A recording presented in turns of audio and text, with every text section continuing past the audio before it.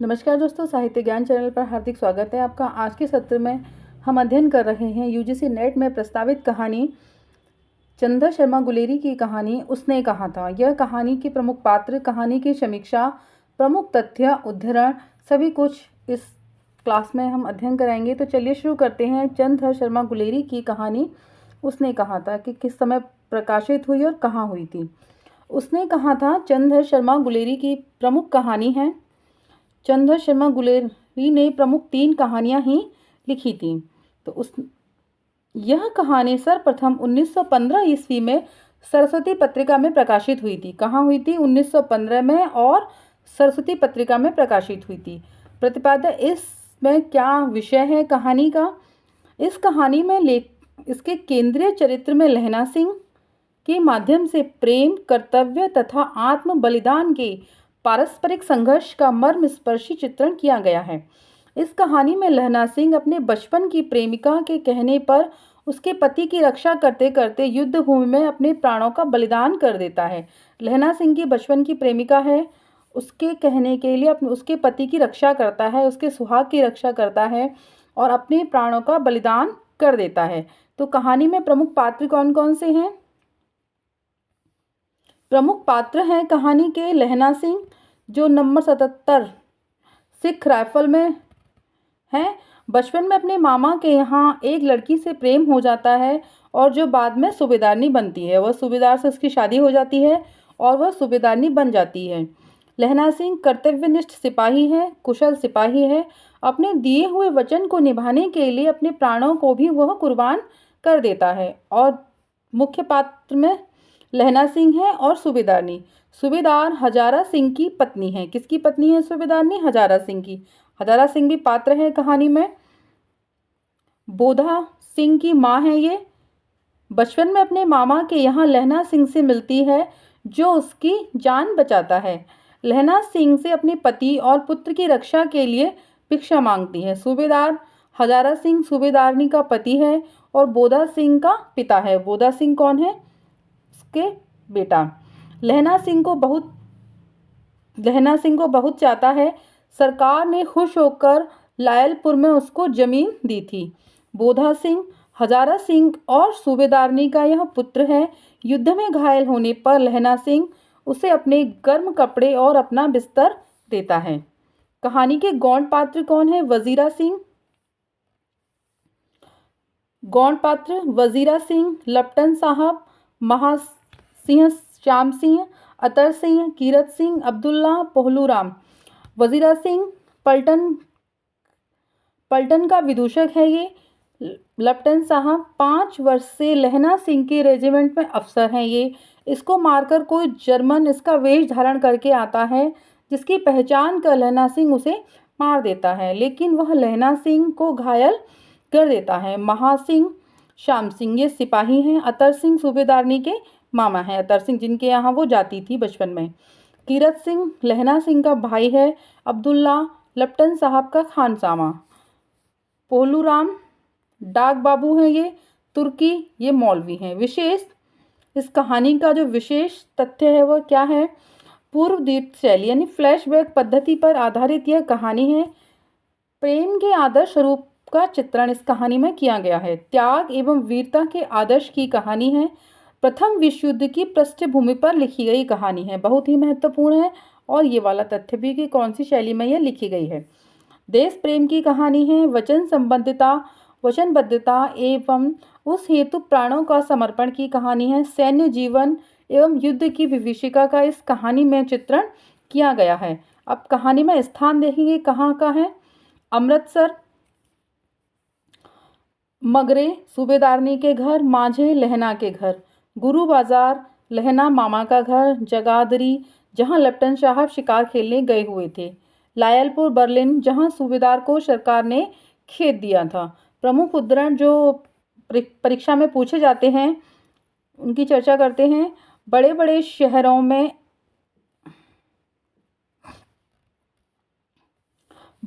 शहरों के गाड़ी वालों की जुबान के कोड़ों से जिनकी पीठ छिल गई है और कान पक गए हैं, उनसे हमारी प्रार्थना है कि अमृतसर के बम्बू काट वालों की बोली का मरहम लगावें।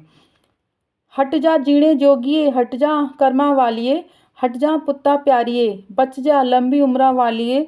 समष्टि में इनके अर्थ हैं कि तू जीने योग्य है, तू भाग्यों वाली है, पुत्रों को प्यारी है, लंबी उम्र तेरे सामने है, क्यों तू मेरे पहिए के नीचे आना चाहती है, बच जा। लड़के ने मुस्कुराकर पूछा कि तेरी कुड़माई हो गई। इस पर लड़की कुछ आंखें चढ़ाकर धत कहकर दौड़ गई और लड़का मुंह देखता रह गया। फिरंगी मैम फल और दूध की वर्षा कर देती हैं, लाह कहते हैं दाम नहीं लेती, कहती हैं तुम राजा हो, मेरे मुल्क को बचाने आए हो। बिना फेरे घोड़ा बिगड़ता है और बिना लड़े सिपाही। लड़ाई के मामले में जमादार या नायक के चलाए नहीं चलते, बड़े अफसर दूर की सोचते हैं। 300 मील का सामना है, एक तरफ बढ़ गए तो क्या होगा। यह प्रमुख उद्धरण है जो परीक्षाओं में पूछे जाते हैं। हाँ, यह देश क्या है, स्वर्ग है। मैं तो लड़ाई के बाद सरकार से 10 गुमा जमीन यहाँ मांग लूँगा और फलों के बूटे लगाऊंगा। जैसे मैं जानता हूँ ही न हूँ, रात भर तुम अपने कंबल उसे उड़ाते हो और आप सिगड़ी के सहारे गुजर करते हो।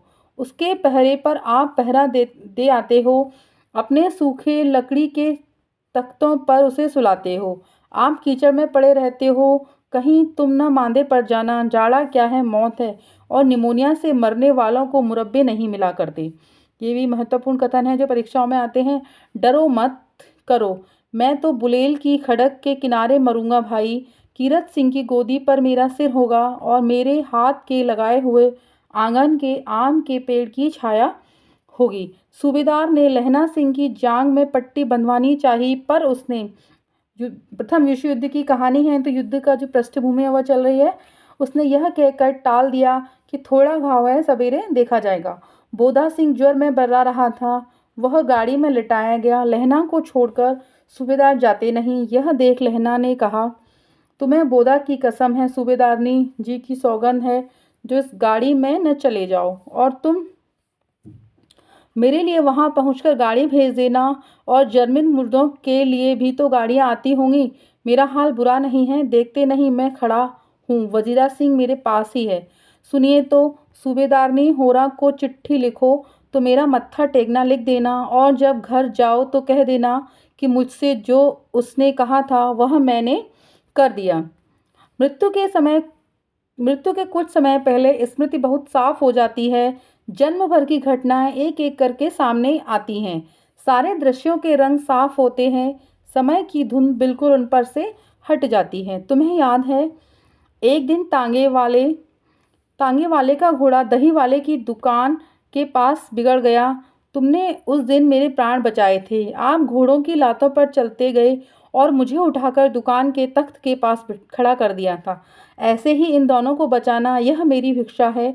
तुम्हारे आगे मैं आंचल पसारती हूँ। यह लहना सिंह उससे कहती है। वजीरा सिंह पानी पिलाओ, वजीरा सिंह पानी पिला, उसने कहा था।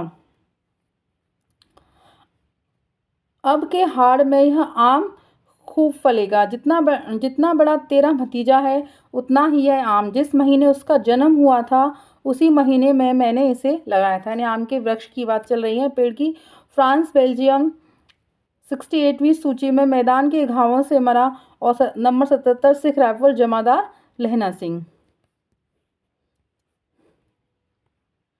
कहानी के प्रमुख तथ्यों का अध्ययन किया।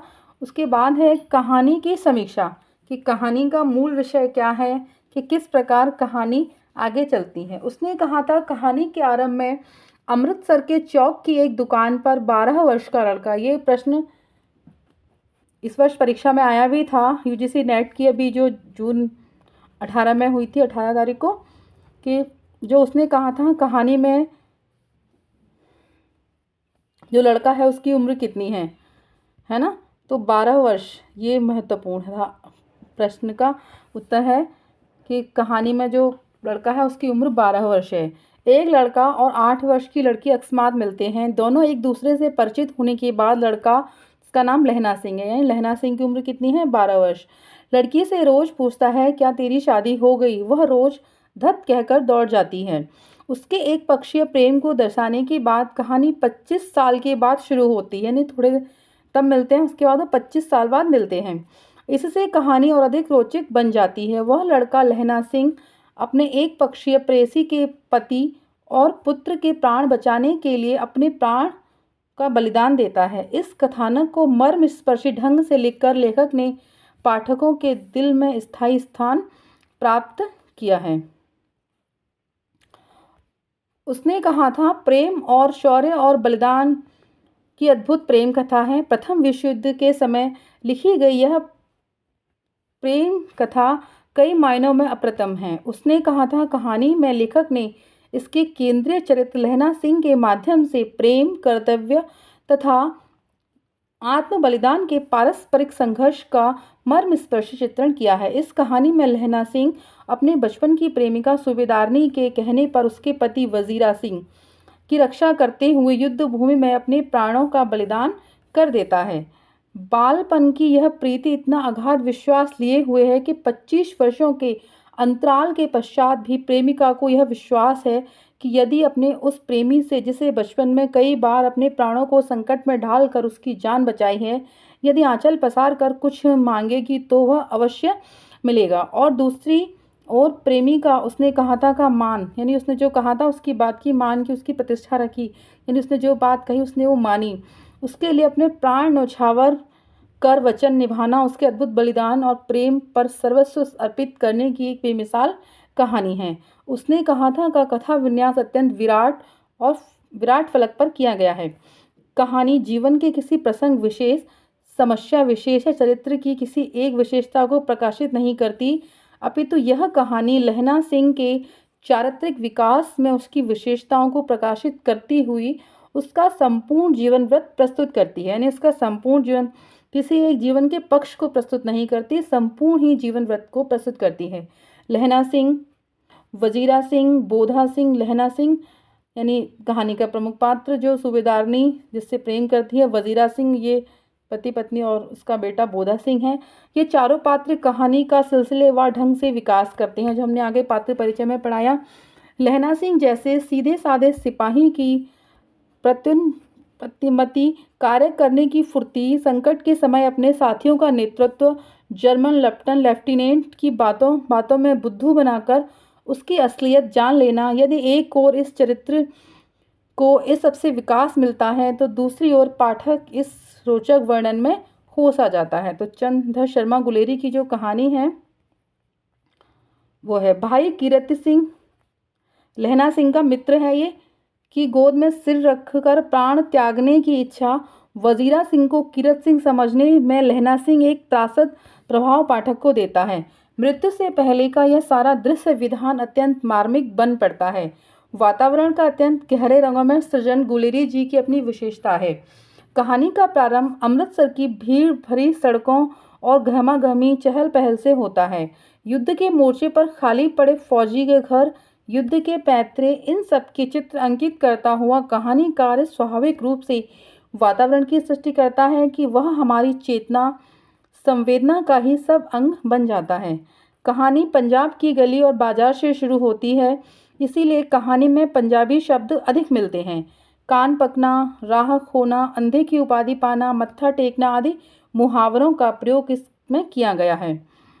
रोजमर्रा की बोलचाल के शब्दों, वाक्यांशों और वाक्यों तथा लोकगीत की कड़ियों का प्रयोग भी कहानी को एक नया रूप दे देता है, जिससे आगे की कहानी, भाषा और शैली का मार्ग भी प्रशस्त होता है। अंततः कहा जा सकता है कि उसने कहा था कहानी का हिंदी कहानी के इतिहास में विशिष्ट स्थान है। उसने कहा था, हिंदी एवं भारतीय भाषाओं की ही नहीं अपितु विश्व कहानी साहित्य की अमूल धरोहर है।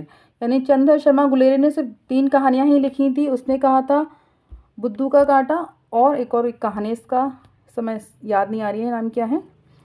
तो 3 कहानियां ही लिखी थी उन्होंने। ये तीनों कहानियां बहुत ही प्रचलित कहानी है, और उसने कहा था तो बहुत ही प्रथम विश्व युद्ध की उस पर लिखी गई कहानी बहुत ही रोचक कहानी है। तो आज के सत्र में इतना ही। क्लास अच्छी लगी तो लाइक कीजिए, चैनल को सब्सक्राइब कीजिए, शेयर कीजिए, कमेंट्स कीजिए। Thank you.